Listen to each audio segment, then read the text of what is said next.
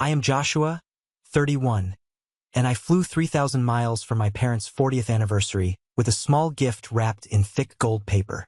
But before I could even pull out a chair at their reserved table, my mother looked dead at me, her face ice cold, and announced, "We didn't invite you. Your brother planned this." Then my father didn't even look me in the eye. He just reached out, casually pushed my gift right off the edge of the table, and muttered, "We don't want any cheap thing from you." The box hit the hardwood floor with a heavy thud. The entire dining room went dead silent. Before I tell you about the shocking truth of what was actually inside that box, and the absolute panic that hit them when they finally realized what they threw away, do me a quick favor. Let me know where you're watching from in the comments below. Grab a warm glass of water, sit down, and listen to me tell the whole story. I didn't yell. I didn't cause a massive scene. I calmly bent down, picked up the golden box, and walked right out the restaurant door. But to understand why that exact moment broke me, and why that specific box was the ultimate test for my family, you have to know how we got to that table in the first place. It didn't start with an anniversary dinner. It started years ago when I first realized I wasn't a son to them. I was just a bank account. The flight from Denver, Colorado to Columbus, Ohio took exactly 3 hours and 12 minutes. I know this because I spent every single minute of it staring at the gold-wrapped box sitting rigidly on my lap. I didn't read. I didn't sleep. I just traced the sharp, folded edges of the wrapping paper with my thumb, feeling the heavy weight of the documents hidden inside. When the plane finally touched down, my stomach tied itself into a familiar, painful knot. I walked through the terminal, bypassed baggage claim since I only brought a carry-on, and went straight to the rental car counter. They handed me the keys to a small, unassuming gray sedan.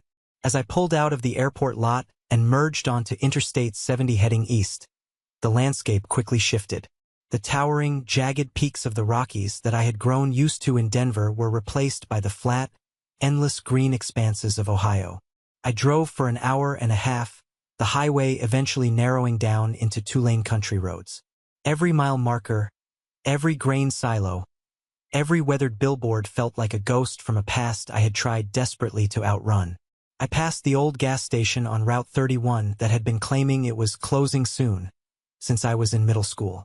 I passed the hardware store where my dad used to buy his tools. And then, at exactly 4:15 in the afternoon, I turned onto Maple Drive in the town of Hardin. Population, barely 4,000. There it was, the house. It looked exactly the same. The same faded brown siding that always needed a fresh coat of paint but never got one. The same sagging chain-link fence separating our yard from Mrs. Patterson's property. The same cracked concrete driveway where I used to scrape my knees as a kid. But today the house was dressed up. Bright silver and gold balloons were tightly tied to the rusted mailbox. A massive, professionally printed banner hung all the way across the front porch railing. It read, in bold black letters, "Happy 40th Anniversary, Robert and Eleanor." The street was absolutely packed. Cars lined both sides of the road for a solid block. I recognized Uncle Ray's beat-up Ford pickup truck. I saw my cousin Bobby's red Jeep. I counted at least 20 vehicles, meaning there had to be 50 or 60 people crammed inside that modest living room. I parked at the very end of the block, killed the engine, and just sat there in the sudden silence of the car. My hands were gripping the steering wheel so tightly my knuckles were completely white. I forced myself to let go. I rolled down the window just a crack. The crisp October wind carried the distinct sound of loud, layered conversation and a muffled country music song playing through the walls of the house. It was the sound of a family celebration. A family I supposedly belonged to. 60 people inside, laughing, eating, drinking, and not a single one of them was expecting me to walk through that door. I looked down at the gold box on the passenger seat. The corner of the wrapping paper had slightly creased during the turbulence on the flight. I carefully smoothed it out with my index finger. Doubt, cold and heavy, started creeping up my throat. What if I walk in there and nothing changes? What if this entire trip is just me walking straight into another firing squad? I sat in that car for 10 solid minutes, watching the afternoon sunlight filter through the dying autumn leaves. I took one long, deep breath, holding it in my lungs until they burned. Then, I grabbed the box, opened the car door, and stepped out onto the pavement. The walk from my car to the front porch was maybe 30 yards. It felt like walking to my own execution. I climbed the 3 wooden steps to the porch. I could smell Aunt Sarah's famous baked ziti radiating through the screen door. I grabbed the handle. It gave that same high-pitched squeak it always had. I pulled it open and stepped over the threshold into the entryway. The living room was unrecognizable. All the furniture had been shoved out of the way to make room for rented folding tables pushed together in a massive L shape. The tables were covered in pristine white linens. Folding chairs borrowed from the local community center lined every inch of the walls. There were expensive floral centerpieces on the tables. This was clearly my older brother Elijah's doing. He never missed a chance to flash money around to look like a big shot. In the corner, a large flat-screen TV was playing a photo slideshow on a loop. Pictures of Mom and Dad at their wedding, pictures of them on vacations, pictures of them holding Elijah as a baby, Elijah graduating, Elijah holding up a fish. I watched it for a full minute. I wasn't in a single photograph. A few heads turned toward the entryway. Mrs. Patterson, the neighborhood gossip who knew everything about everyone's divorce, custody battles, and bank accounts, was standing near the coat rack. She paused mid-bite of a dinner roll, her eyes going wide. "Joshua?" she said. She didn't whisper it.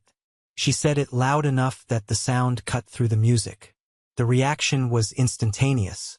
The hum of conversation died a sudden, unnatural death. Forks clattered onto paper plates. 60 pairs of eyes snapped away from their conversations and locked onto me. Then those eyes drifted down to the gold box resting in my hands and slowly back up to my face. The silence was thick, suffocating, and incredibly awkward. I scanned the sea of faces. I saw Uncle Ray standing by the drink cooler, his jaw slack. I saw Cousin Bobby leaning against the wall, crossing his arms protectively. Then I found her. Aunt Sarah, my mother's younger sister. She was standing right near the arched doorway leading to the kitchen, holding a plastic cup of iced tea. The moment she saw me, she froze. Her eyes darted to the gold box, and a fierce, knowing light sparked in her eyes. She knew exactly what I was carrying. We had kept this massive secret for 5 years, and in that one brief look across a crowded, silent room, we silently communicated everything. I gave her a microscopic nod. She pressed her lips into a thin line and nodded back. From the head of the long table, the crowd parted slightly. Elijah stepped forward. He had been holding a glass of champagne, right in the middle of giving a toast. He was dressed in a sharp, clearly expensive navy suit. The moment he laid eyes on me, his charismatic smile vanished, replaced by a tight, panicked grimace. He quickly plastered the smile back on, but it didn't reach his eyes. He set his champagne glass down and marched toward me. He didn't offer a hug. He didn't offer a handshake. He stopped inches from my face and hissed under his breath, "What the hell are you doing here? I specifically told you Dad didn't want you here." I didn't blink. I didn't lower my voice to match his. I spoke clearly and evenly. "I came to give Mom and Dad their anniversary gift." Elijah scoffed, his eyes darting to the box. "What is that? Some cheap last-minute garbage you picked up at the airport gift shop? You need to leave before you ruin their night." I ignored him. I physically stepped around him, forcing him to move back, and looked toward the head of the table. My father, Robert, had turned his chair around. He was wearing his stiff, pressed Sunday shirt, his arms crossed over his chest like a barricade. Beside him sat my mother, Eleanor. Her hands were resting on the table, nervously shredding a paper napkin into tiny pieces. I walked straight toward them. The crowd parted for me like the Red Sea, nobody saying a single word. When I reached the table, I stopped. Mom looked up at me. For a fraction of a second, I saw something in her eyes. Maybe shock, maybe a flicker of maternal recognition. But it was instantly swallowed by fear as she glanced sideways at my father. "Joshua," Mom said. Her voice was small, trembling slightly, but in that silent room, it echoed. We didn't invite you. Your brother planned all of this. The words hit me like a physical blow to the chest. 60 people heard my own mother say that to me. I felt the heat rise in my face, but I kept my posture completely straight. I know, I said, my voice remarkably steady. But I came anyway, because it's your 40th anniversary, and I have something for you and Dad. I stepped forward and gently placed the gold box on the white tablecloth, right in the center, between a vase of lilies and their massive anniversary cake. The overhead lights caught the gold foil. Dad stared at the box. He didn't look at me. He just stared at the shiny paper. The muscles in his jaw flexed and bunched. A vein throbbed on his temple. Without a word of greeting, without a single question about how I was doing, he reached out his thick, calloused right hand. He didn't just push the box. He swatted it. His palm slammed into the side of the box, sending it skidding violently across the table. It flew off the edge and hit the hardwood floor with a loud, heavy thud. One corner of the beautiful gold wrapping paper tore open, exposing the plain brown cardboard underneath. Several people in the room gasped out loud. Aunt Sarah took a step forward but stopped herself. We don't want any cheap thing from you, Dad bellowed. His voice was a thunderclap. He wanted everyone in the room to hear him. He pointed a finger at Elijah, who was standing behind me looking incredibly smug. Your brother paid for this party. Your brother paid for this house. He showed up. You abandoned us. I stood perfectly still. I looked at the torn box on the floor. I looked at my father's furious, red face. I looked at my mother, who had her eyes squeezed shut, refusing to intervene. And then I looked at Elijah, who was wearing the expression of a man who had won the lottery. I slowly bent down. I picked up the box. I took my thumb and carefully smoothed the torn flap of gold paper back into place, taking my time, letting the deafening silence of the room stretch out. I stood back up and looked my father dead in the eye. I didn't come here to beg for your attention, I said, my voice carrying to every corner of the room. I came to give you something I spent the last 5 years of my life working for. But I will not stand here and be humiliated by you for loving you. I didn't wait for a response. I turned on my heel and walked back through the crowd. No one moved to stop me. No one said a word. As I reached the entryway, Aunt Sarah stepped out from the kitchen. She reached out and grabbed my forearm. Her grip was iron. Leave it with me, Joshua, she whispered fiercely, her eyes blazing with an intense, protective fury. Trust me. I hesitated for a second. Then I handed her the gold box. I pushed open the screen door, walked down the porch steps, got into my rental car, and drove away. As I merged back onto the highway, I knew the timer had started. To understand why that box was about to tear my family's reality apart, I have to take you back 5 years, to the day I realized I was entirely invisible. Growing up in Hardin, Ohio, my brother Elijah was the golden child, and I was the shadow. It wasn't just a slight preference. It was a fundamental law of physics in our household. Elijah was loud, athletic, and possessed a silver tongue that could talk him out of any trouble. I was quiet, observant, and spent my time drawing blueprints and building intricate models out of balsa wood in my bedroom. I remember a specific Tuesday evening when I was 14. I had just won first place in a statewide architectural drafting competition for high schoolers.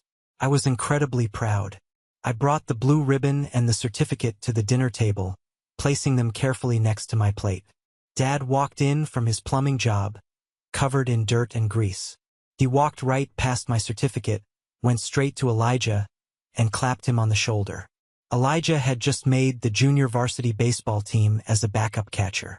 We spent the entire dinner talking about Elijah's batting average. My blue ribbon got pushed aside by a bowl of mashed potatoes and eventually stained with gravy.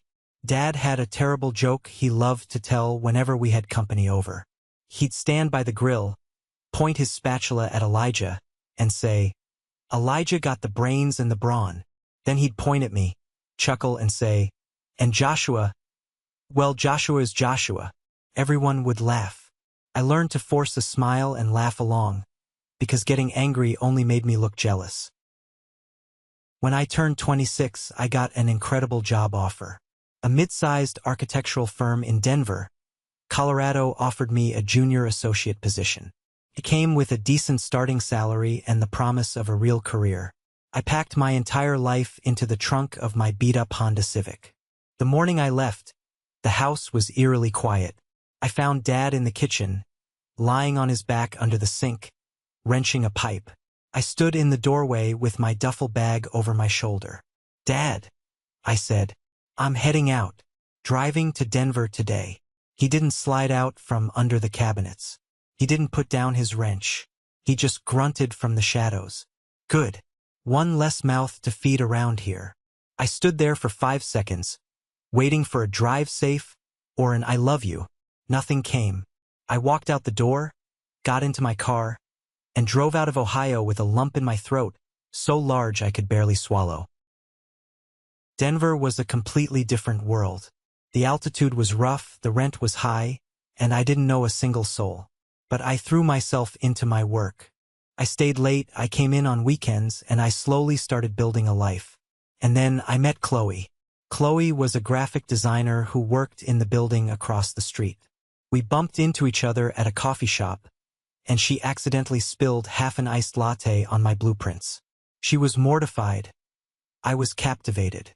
Chloe was the first person in my entire life who looked at me and didn't immediately look for someone better standing behind me. She saw me for exactly who I was, and she loved me for it. Even though I was building a new life, I still desperately tried to hold onto the old one. For the first 2 years in Denver, I called my parents' house every single Sunday at 7 p.m. Mom would answer maybe once a month. She'd give me brief, hurried updates about the weather or the neighbors. Dad never got on the phone. "He's busy in the garage," Mom would always say.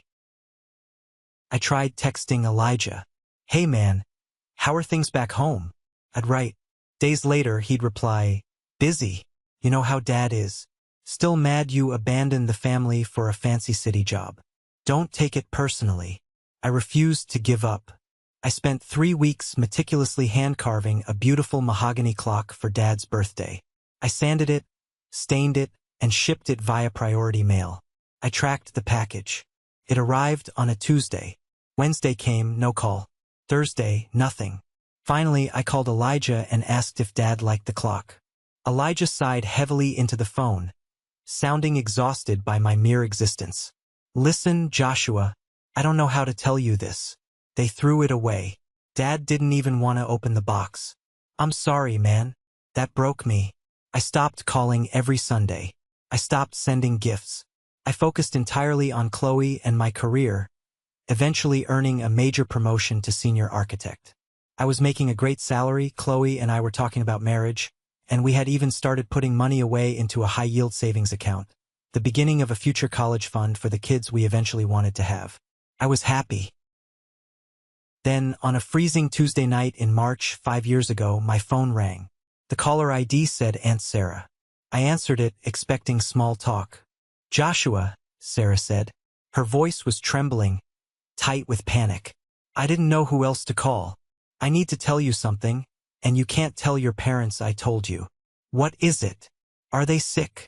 I asked, my heart rate spiking. "It's the house," Sarah said. "Your father's back has been acting up. He missed a lot of work over the winter. Joshua, they are 3 months behind on the mortgage. The bank just sent a final notice of foreclosure. If they don't catch up immediately, they are going to lose the house by the end of the summer." The words hit me like a physical weight. The house on Maple Drive was everything to my father. It was his pride. If he lost it, the shame would literally kill him. The thought of my parents packing up their lives in cardboard boxes, facing the pitying stares of Mrs. Patterson and the rest of the town, felt as heavy and devastating as planning a funeral. "Does Elijah know?" I asked, gripping the phone tightly. "He lives 20 minutes away." "Elijah knows," Sarah said bitterly. "He told them a month ago that he would handle it. He promised your dad he had the money. But Joshua, I checked the mail today when your mom was at work. I saw the final notice. Elijah hasn't paid a single dime. and your father is too proud to ever ask him about it. I hung up the phone and sat in the dark living room of my apartment for hours. Chloe came out of the bedroom, saw my face, and sat next to me. I explained everything. I told her about Elijah's empty promise, about the impending foreclosure, and about the sheer, terrifying reality that my parents were about to be homeless. The next morning, before the sun even came up, I made a decision. I called First National Bank in Hardin as soon as they opened. I asked to speak to the branch manager, a man named Dave Keller. Mr. Keller, my name is Joshua Mitchell. My parents, Robert and Eleanor Mitchell, hold a mortgage with your branch, I said. Dave was professional but guarded. I can't discuss account specifics without their authorization, Mr. Mitchell. I don't need to discuss specifics, I interrupted. I know they are 3 months behind and facing foreclosure. I want to pay the arrears today in full, and I want to set up an automatic wire transfer from my account in Denver to cover their exact mortgage payment every single month until the house is completely paid off. There was a long silence on the line. I heard Dave typing on his keyboard. Mr. Mitchell, that is a very significant financial commitment. Furthermore, someone else called this branch 2 weeks ago, claiming to be a family member, and said they were going to settle the account. They never followed through. That was my brother, Elijah, I said coldly. Ignore him. He's not going to pay it. But I have one absolute, non-negotiable condition, Dave. This has to be completely anonymous. You cannot tell my parents the money is coming from me. You cannot tell my brother. If anyone asks, you tell them the payments are being made by an anonymous benefactor through a trust. Understood? Dave sighed. I can set it up that way, but you understand you won't get any credit for this, right? I don't want credit, I said. I want them to keep their home. The monthly payment was exactly $2,300. That is a massive amount of money to lose from your budget overnight. When I told Chloe what I had done, I braced myself for an argument. I expected her to yell, to tell me I was insane for sacrificing our future for a family that treated me like garbage. Instead, Chloe walked over to the kitchen table, pulled out her laptop, and opened our shared budget spreadsheet. She highlighted the row labeled Mexico Anniversary Trip and hit delete. Then she highlighted the row labeled Future College Fund and cut the monthly contribution down to 0. Okay, Chloe said, looking up at me with eyes full of fierce determination. We eat at home from now on. We cancel the cable. We make this work. Because this is who you are, Joshua, and it's why I love you. For 2 years, we bled financially. Every single month, $2,300 vanished from my checking account.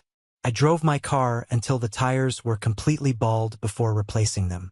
We shopped at discount grocery stores, clipping coupons like our lives depended on it. But every month, I logged into the First National Bank portal and watched the principal balance on my parents' mortgage drop lower and lower. The foreclosure notices stopped. The house was saved. My parents never called to say thank you because they didn't know it was me. I found peace in the silence. Until Thanksgiving 2 years later. Aunt Sarah called me the day after Thanksgiving. I answered the phone, expecting to hear about the turkey or how the cousins were doing. Instead, Sarah's voice was shaking with pure, unadulterated rage. Joshua, you need to sit down, she said. What happened? Is Dad okay? I asked. Physically, he's fine.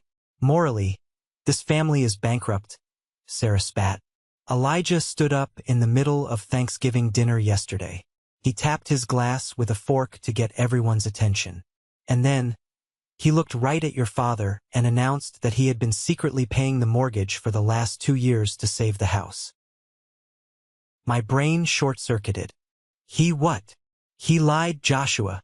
He took the credit. He told everyone that his business was doing great and he wanted to give back to the family. Your father literally cried. He stood up, hugged Elijah in front of 40 people, and called him the savior of the family. He said Elijah was the only son who actually cared about his flesh and blood. I felt the blood drain from my face. My hands started to tremble.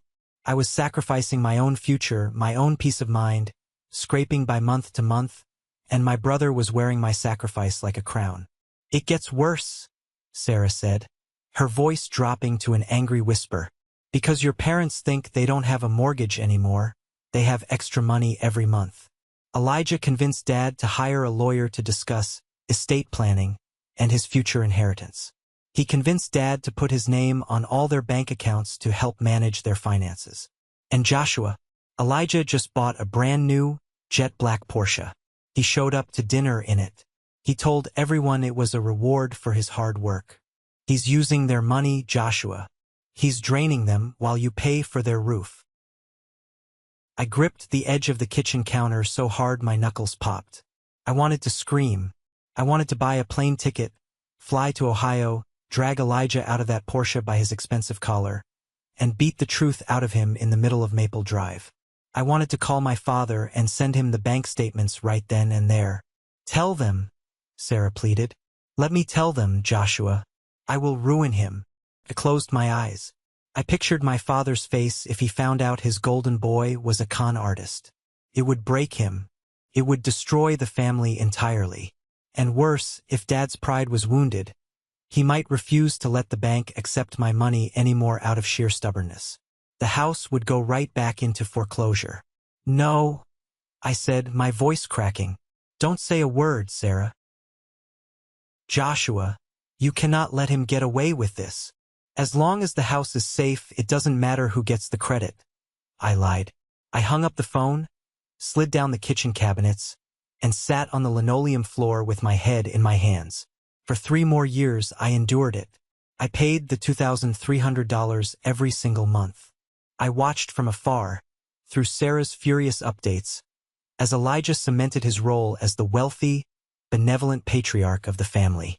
He threw lavish parties at my parents' house. He dictated who was invited to holidays and who wasn't, and I was never invited. Finally, 5 years and 60 payments later, the balance hit 0. The final transfer cleared. Total amount paid, $137,412. The house belonged entirely to Robert and Eleanor Mitchell. I felt a massive weight lift off my shoulders. I took Chloe out to the nicest steakhouse in Denver to celebrate. I thought the nightmare was finally over. I thought I could just walk away and live my life in peace. 2 weeks later, I opened Facebook. Right at the top of my feed was a post from Elijah. It was a digital invitation, complete with a professional graphic design. Celebrating 40 years of true love. Join us for Mom and Dad's 40th anniversary party. Hosted by Elijah Mitchell. Family only. The post had hundreds of likes. Uncle Ray commented, "Can't wait to celebrate the best couple I know." Cousin Bobby commented, "Bringing the good whiskey for this one." I scrolled through the comments. Not a single mention of me. Not a single message in my inbox. They were throwing a massive party under the roof that I had spent the last 5 years of my life bleeding to pay for, and they didn't even have the decency to invite me. Something inside me finally snapped. The quiet, compliant, invisible Joshua died right there on the couch. I picked up my phone and dialed Elijah's number. "Yeah," he answered, sounding distracted. "Elijah, it's Joshua. I saw the Facebook post about the anniversary party. When does it start? I need to know when to book my flight." The silence on the line was deafening. I could practically hear his brain scrambling to find a lie. Listen, man," Elijah stammered, his voice dropping into that fake, patronizing tone. "I didn't think you'd want to come. You hate flying, right?" "I don't hate flying. What time is the party?" Elijah sighed heavily. "Look, Joshua, Dad specifically asked me not to invite you. He said he doesn't want any drama or awkwardness ruining their special day. You know how he feels about you leaving." "Really?" I said, my voice cold as ice. "Dad said that? Or did you decide that for him to protect your own image?" "I am protecting this family," Elijah snapped, his facade cracking. "You haven't been around in years. You don't get to just waltz back in here and make Mom and Dad uncomfortable. Stay in Denver, Joshua. Stay away." "I'll be there," I said and hung up. I immediately called Dave Keller at First National Bank. "Dave, the account is settled. I said. I need you to overnight me the official, notarized mortgage satisfaction certificate with the bank's gold seal on it. And I need a printed ledger of all 60 payments. I want my name, my routing number, and the exact dates clearly visible on every single page. I'll have it sent via overnight courier today, Mr. Mitchell, Dave said. When the thick manila envelope arrived, I sat at my dining room table. I pulled out the crisp official documents, 60 pages proving exactly who saved that family. Then I took out a pen and wrote a letter to my parents. Took me 4 drafts. I tore up the first 3 because they were too angry, too bitter. The final draft was simple, honest, and devastating. I placed the letter on top of the bank statements, put them in a sturdy box, and wrapped it in gold paper. The next morning, Chloe drove me to the airport. As I grabbed my bag, she pulled me into a tight hug. You survived 5 years of being the bigger person, she whispered in my ear. Today, you let the truth do the talking. I love you. I boarded the plane with the gold box on my lap, ready to drop a bomb on the fiction my brother had built. I was already 5 miles down the interstate, gripping the steering wheel of my rental car so hard my hands were cramping, when the bomb finally went off back at the house on Maple Drive. I didn't get to see the explosion with my own eyes. I didn't get to watch the shockwave roll through that crowded living room. But Aunt Sarah called me the very next morning. She gave me a play-by-play that was so vivid, so brutally detailed, that I feel like I was standing right there in the corner watching the whole thing unfold. The moment the heavy wooden front door clicked shut behind me, the suffocating silence in that room shattered. Elijah, always the showman, immediately tried to seize control of the narrative. He clapped his hands together, plastered his trademark charismatic smile onto his face, and let out a loud, forced laugh. Well, that was incredibly awkward, Elijah announced to the crowd, shaking his head like he was the victim of a terrible inconvenience. I apologize for my brother's little dramatic exit. He's always had a chip on his shoulder. But let's not let his tantrum ruin Mom and Dad's special night. Who wants to cut this massive cake? A few people murmured politely. Cousin Bobby shifted his weight from one foot to the other, looking uncomfortable. Nobody made a single move toward the dessert table. Aunt Sarah didn't move either. She stood perfectly still near the entryway, holding my torn gold box in both of her hands. She told me later that she felt like she was holding a live hand grenade, and she was just waiting for the absolute perfect second to pull the pin. She looked at Elijah, who was sweating through his expensive navy suit. Then she looked at my father, who was still red-faced, breathing heavily, staring blankly at the spot on the hardwood floor where he had shoved my gift. Sarah took a deep breath, squared her shoulders, and walked slowly to the center of the massive, L-shaped arrangement of folding tables. Every single eye in the room followed her. Before anyone touches a single slice of that cake, Sarah said. Her voice wasn't a yell, but it was so sharp and commanding that it cut through the lingering tension like a steel blade. There is something every single person in this room needs to see right now. Dad's head snapped up. His eyes narrowed. Sarah, leave it alone. Put that trash in the garbage can and stay out of family business. I have stayed out of it for 5 long years, Robert. Sarah shot back, her voice rising in volume. I have bit my tongue until it bled. That ends right now. Elijah realized what was happening. He moved fast. He lunged toward her, reaching his hand out to snatch the box. Aunt Sarah, come on. This isn't the time or the place for this. Give me the box. Let me just throw it away outside. Don't you dare touch me, Elijah, Sarah warned. Her eyes flashed with a maternal fury that made Elijah physically recoil. He froze in his tracks, his hand suspended in midair. Sarah slammed the gold box down on the exact same spot on the white tablecloth where Dad had pushed it off 2 minutes earlier. She didn't bother trying to save the wrapping paper. She dug her fingers in and ripped the rest of the gold foil away, tossing it onto the floor. She exposed the thick, heavy manila envelope bearing the First National Bank logo. She pulled out my handwritten letter and set it aside for a moment. Then, she reached into the envelope and pulled out the crisp, official certificate of mortgage satisfaction. She deliberately reached into her purse, pulled out her reading glasses, and slid them onto her nose. She took her time. She wanted them to sweat. "Let's see what cheap garbage Joshua flew 3,000 miles to bring you," Sarah said loudly, making sure her voice carried to the folks standing by the kitchen. She held the certificate up high so the people in the front row could clearly see the heavy, embossed gold bank seal catching the light. Then, she read the document out loud. "Official Certificate of Mortgage Satisfaction for the property located at 1427 Maple Drive, Hardin, Ohio. Paid in full and closed as of September 14th. She paused, lowering the paper just enough to look directly into my father's eyes. "Total amount paid to prevent bank foreclosure, $137,412. The room went completely, terrifyingly still. It was the kind of absolute quiet you only experience at a funeral. Dad's jaw physically dropped. He looked at the piece of paper in Sarah's hand.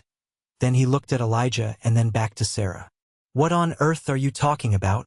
Dad demanded, his voice trembling with confusion. "Elijah paid that off. Elijah saved this house. He told us." "Did he?" Sarah challenged.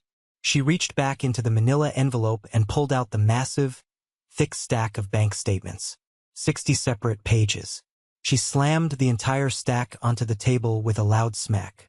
"These are the certified transaction records from the bank. Direct wire transfers coming from a checking account in Denver, Colorado. Exactly $2,300 every single month for 60 consecutive months." She picked up the top 5 pages of the ledger, marched over to my father, and shoved them aggressively against his chest. He fumbled and grabbed them. His large, calloused hands began to shake violently. "Look at the name on the account, Robert," Sarah commanded, pointing a rigid finger at the paper. "Read it." Dad stared at the top sheet. His lips moved soundlessly as he read the bold print. "Joshua Mitchell." He flipped to the second page. "Joshua Mitchell." He flipped to the third. "Joshua Mitchell." Over and over again. Line by line. Month by month. Year by year. The undeniable proof of my existence, and my sacrifice, was staring him right in the face. Sarah turned away from him and faced the rest of the crowded room. She started peeling off pages of the bank statements and handing them out to anyone who was standing close enough to take one. She handed a page to Uncle Ray. She thrust a page into Cousin Bobby's hands. She even handed a page to Mrs. Patterson, who grabbed it like it was the winning lottery ticket. 5 years, Sarah announced to the room, making sure every single person heard the truth. Joshua lived in a tiny apartment. He canceled his vacations. He drained his own salary. He completely emptied out his future college fund to quietly pay the crushing debt on this house. He did it so his father wouldn't lose his pride. He did it completely anonymously, asking for absolutely nothing in return. Uncle Ray slowly looked up from the bank ledger in his hands. His face was dark with anger. He turned slowly and looked straight at Elijah. "Elijah," Ray said, his voice thick with a dangerous, quiet rage. "You looked me dead in the eye at the Thanksgiving dinner table 2 years ago, and you swore to me you were writing checks to the bank." Elijah's face was entirely drained of color. He looked like a cornered animal. He took a clumsy step backward, bumping his hip hard against a metal folding chair. I helped," he stammered, his silver tongue finally failing him. "I contributed in other ways, Uncle Ray. I handled the lawyer stuff. I managed the inheritance planning to protect the family assets. I gave them financial advice. You didn't pay a single dime toward the roof over your own parents' heads," Sarah yelled, her voice echoing off the walls. "Dave Keller at the branch confirmed it all to me. You promised your father you would pay the arrears, and then you walked away and let them face foreclosure. Joshua stepped in from 3,000 miles away to save them from being thrown out onto the street." Dad slowly lowered the papers. The anger was completely gone from his face, replaced by a look of sheer, unadulterated devastation. It was the look of an old man watching the entire foundation of his reality crumble into dust. "You lied to me, Dad whispered, his voice cracking. You let me stand up in front of this entire family and call you a savior. You sat there and smiled while I treated your brother like absolute dirt. You let me throw his gift on the floor. Elijah opened his mouth, desperately trying to form a sentence, but nothing came out. He looked around the room, searching for a single friendly face. The neighbors and cousins who had been clapping for his champagne toast 10 minutes ago were now glaring at him with pure disgust.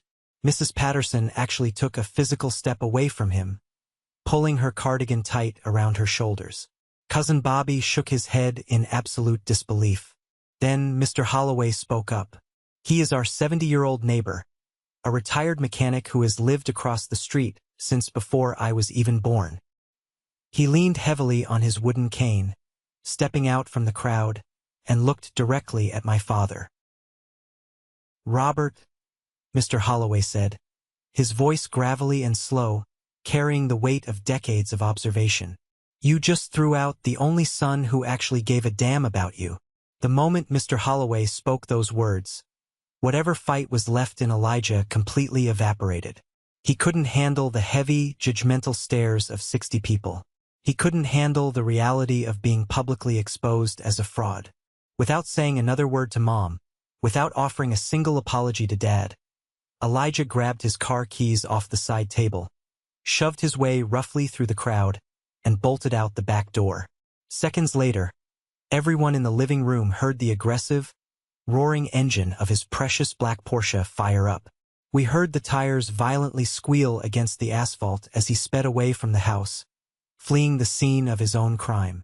He didn't stay to face the music. He just ran like a coward. Inside the house, the anniversary party was completely dead. The celebratory atmosphere had been sucked out of the room, replaced by a heavy, suffocating blanket of grief and embarrassment. Guests began gathering their coats, purses, and covered dishes in awkward, hushed silence. Nobody wanted to make eye contact with Dad. They murmured quiet, uncomfortable apologies to Mom, avoiding looking at the bank statements scattered across the tables, and quickly shuffled out the front door. Within 20 minutes, a house that had been packed with 60 laughing, celebrating people was entirely empty, save for Mom, Dad, Aunt Sarah, and Uncle Ray. The silence in the room was deafening. The festive country music had been turned off. The only sound was the hum of the refrigerator in the kitchen. Mom was sitting collapsed in her metal folding chair. She had her face buried deep in her hands, her shoulders shaking as she sobbed uncontrollably. Dad was frozen perfectly in place, standing over the table, staring blankly down at the torn gold wrapping paper resting on the hardwood floor. Uncle Ray, who is a no-nonsense construction foreman and doesn't sugarcoat anything for anybody, walked slowly over to Dad. He put a heavy hand on Dad's shoulder. Robert, Ray said firmly, forcing Dad to look up. If Elijah lied to your face about paying off the house for 5 solid years, what else has that boy been lying to you about? Dad blinked, snapping out of his miserable trance. He looked at Ray, his eyes bloodshot. What do you mean, Ray? The lawyer, Ray said, crossing his arms. The fancy estate planning he insisted on. The joint bank accounts. You gave him full, unrestricted access to all your finances because you honestly believed he was saving your neck from the bank. Where is your money actually going, Robert? Dad's face went from pale to a sickly ash gray. Panic flooded his eyes. He stumbled away from the table, practically running over to the old, heavy oak desk in the corner of the living room. He unlocked the bottom drawer with shaking hands and pulled out a thick, overstuffed stack of financial folders that Elijah had generously organized for them. Ray stood right over his shoulder, acting as a witness, as they frantically dug through the piles of paper. Took them less than 10 minutes to find the smoking gun. It was a standard auto loan agreement for a luxury vehicle. Specifically, the brand new jet black Porsche that Elijah had been parading around town for the last 2 years. Elijah didn't buy that car with the profits from his supposedly booming business. He didn't have a successful business at all. He bought that exorbitant car by taking out a massive, high-interest loan and tying it directly to my parents' joint savings account. because my parents believed they didn't have a monthly mortgage payment anymore. They had been faithfully building up a decent retirement savings over the last 5 years. Elijah, acting as their financial manager, had been slowly, methodically bleeding that savings account dry to pay for his luxury car loan, his tailored suits, and his lavish dinners out. He had literally stolen their financial security, their hard-earned safety net, to fund his fake, arrogant lifestyle. Dad let out a sound that was half gasp, half sob. He collapsed backward into his worn armchair. The loan documents slipped out of his trembling hands and scattered like dead leaves across the floor. He put his head between his knees and wept. Aunt Sarah told me later that it was a genuinely terrifying sound. My father was a hard, incredibly proud, stubborn man. Hearing him break down and cry like a wounded animal was something nobody in the family had ever witnessed in his entire 64 years of life. "I pushed him away," Dad kept repeating, his voice choked with heavy sobs, rocking back and forth. "I pushed my own son's gift off the table. I called him a stranger to his face." Mom suddenly stopped crying. She stood up from her folding chair. She wiped her wet face with her hands, smearing her makeup. She walked over to the main table, gently picked up my handwritten letter that Sarah had set aside, and held it tightly against her chest. She looked down at Dad with a fierce, uncompromising expression.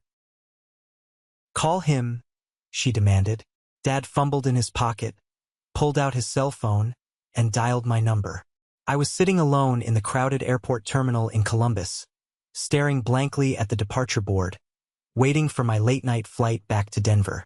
My phone buzzed in my pocket. I pulled it out and looked at the screen. The caller ID said, "Dad." I stared at that glowing name for a long time. My thumb hovered over the green accept button. Then, I slowly moved my thumb and hit the red ignore button. He called again. I ignored it again. He called 5 times, 10 times in a row. I let every single one of those calls go straight to voicemail. I was too emotionally exhausted, too thoroughly drained, to listen to whatever frantic excuses or apologies he was trying to stitch together. I boarded my plane, switched my phone to airplane mode, closed the window shade, and flew home in absolute darkness. Back in Ohio, Dad set his phone down on the oak desk. He looked up at Mom, his eyes hollow. "He won't answer the phone." Mom didn't hesitate for a single second.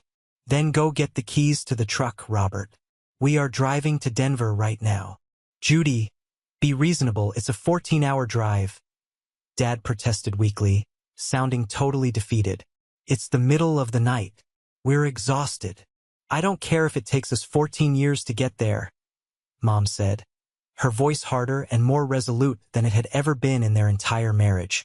"We are going to our son's house, and we are not leaving his front porch until he comes out and looks us in the eye. Go get the keys." At 3 o'clock in the morning, Dad backed his dusty, 10-year-old white pickup truck out of the driveway. Mom climbed into the passenger seat holding a large thermos of black coffee and the gold box, which Sarah had carefully taped back together. They pulled out of the neighborhood, merged onto the dark interstate, and drove west. They didn't stop to rest at a hotel. They only stopped for gas and bathroom breaks. They drove silently across the flat plains of Ohio, through the endless cornfields of Indiana and Illinois, across the bridge into Iowa, over the sprawling stretches of Nebraska, and straight into the rising altitude of Colorado. It was 14 grueling, back-breaking hours of highway lines, burnt coffee, and suffocating, overwhelming guilt. I woke up the next morning in Denver feeling incredibly strange. For the first time in 5 years, my chest didn't feel tight. The massive, ugly secret was finally out in the open. The heavy burden of carrying my family's financial survival in absolute silence was gone. I walked into my kitchen, made a fresh pot of coffee, poured a steaming mug for myself, and walked out onto my front porch. I sat down on the cold wooden steps in my bathrobe, feeling the crisp, sharp mountain air against my face. Chloe was still fast asleep inside the house. The neighborhood was perfectly quiet, the sun just barely peeking over the horizon, painting the sky in shades of pale pink and orange. At exactly 7:15 a.m., the quiet of the morning was broken. A large vehicle turned the corner and slowly drove down my residential street. It was a truck, covered in a thick, gray layer of highway grime, with countless bugs splattered across the front grille and windshield. I recognized the Ohio license plates instantly. The truck pulled over and parked haphazardly against my curb, the tires scraping the concrete. The engine ticked loudly as it cooled down in the morning air. The driver's side door creaked open, and my father stepped out. He looked absolutely terrible. He was wearing the exact same flannel shirt he had worn to the anniversary party the night before, now heavily wrinkled and stained with spilled coffee. His eyes were deeply bloodshot, rimmed with dark, heavy purple circles. His hair was a mess. The 14-hour drive had taken a brutal toll on him. He looked like he had aged a full decade overnight. Mom stepped out of the passenger side a moment later. She looked just as exhausted, clutching the taped-up gold box tightly against her chest like it was a shield. They walked slowly up my concrete driveway and stopped right at the bottom of the porch steps. 20 feet of space separated us. I didn't stand up. I didn't run down the stairs to embrace them. I just sat there, holding my warm coffee mug in both hands, and waited for them to speak. Dad took off his faded baseball cap and crushed it nervously in his hands. His jaw worked back and forth. He looked at me, really looked at my face, for what felt like the very first time in years. "Joshua," he said. His voice was completely stripped raw, raspy from exhaustion and crying. "I am so sorry. I didn't say anything. I just looked at him, letting the weight of those 3 words hang in the cold morning air. I was blind," Dad continued, tears welling up in his exhausted, red eyes and spilling over his cheeks. "I let my own stupid, stubborn pride blind me to the truth. I pushed away the only person in the world who was actually holding this family up. I let Elijah play me for an absolute fool, and I took all my anger and resentment out on you. You saved our home. You saved my life. And I insulted you in front of the whole town. I threw your gift on the floor like garbage. I don't expect you to forgive me, Joshua. I really don't. I just needed to drive here, look you in the face, and tell you I was wrong."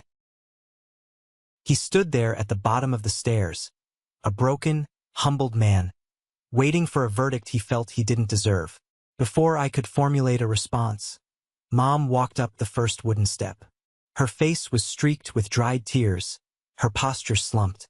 "Joshua, there's something else," Mom said, her voice shaking violently. "Something you need to know. And it's the reason I haven't been able to sleep for years." She took a deep, shuddering breath, clutching the gold box tighter. I knew. I frowned, my brow furrowing in deep confusion. "You knew what?" "I knew Elijah wasn't paying the mortgage," she confessed. The words tumbled out of her mouth like a heavy, poisonous confession she couldn't hold inside anymore. "Around year 3, I was looking for a meatloaf recipe in the bottom desk drawer. I found a letter from the bank that Elijah had accidentally left out. It showed the routing number of the person making the monthly wire transfers. It wasn't Elijah's local bank. And I knew Elijah was always broke, always asking your father for short-term loans. Deep down, Joshua, I knew it had to be you. You were the only one with a steady job in a big city. You were the only one responsible enough to actually do it." I stared at her, my heart suddenly hammering a frantic rhythm against my ribs. "You knew for 2 years? You knew I was paying it and you let Dad give Elijah all the credit? You sat there and let Dad say those horrible things to me, year after year." Mom broke down sobbing. She dropped to her knees right there on the hard concrete step. "I was terrified, Joshua. I was so scared. Your father was finally happy. He was so proud of Elijah. If I told him the truth, if I exposed his golden boy as a liar and a thief, the shock would have destroyed him. It would have caused a massive fight. I was terrified he would ask for a divorce. I was terrified of tearing the whole family apart. I chose to keep the peace. I chose the easy way out. And by doing that, I betrayed my own son. I let you suffer in silence, and I will never, ever forgive myself." That was the final, brutal twist of the knife. The silence I had endured from my family wasn't just born of ignorance. It was active, calculated complicity.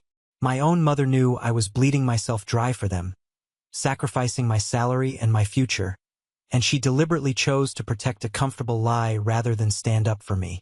I slowly stood up. I set my coffee mug down on the wooden railing. I looked down at both of them.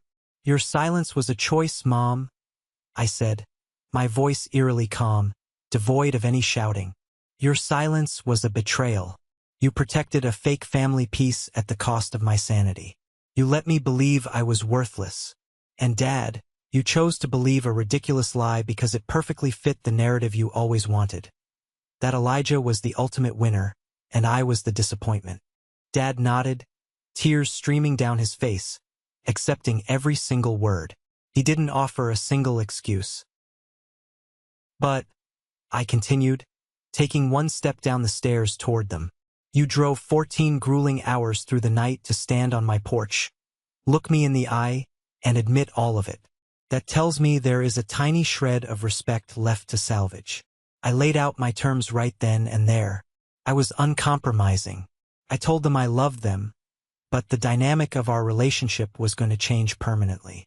I was no longer the invisible son. I was no longer the emotional punching bag. I told them that Elijah was strictly, permanently cut out of my life.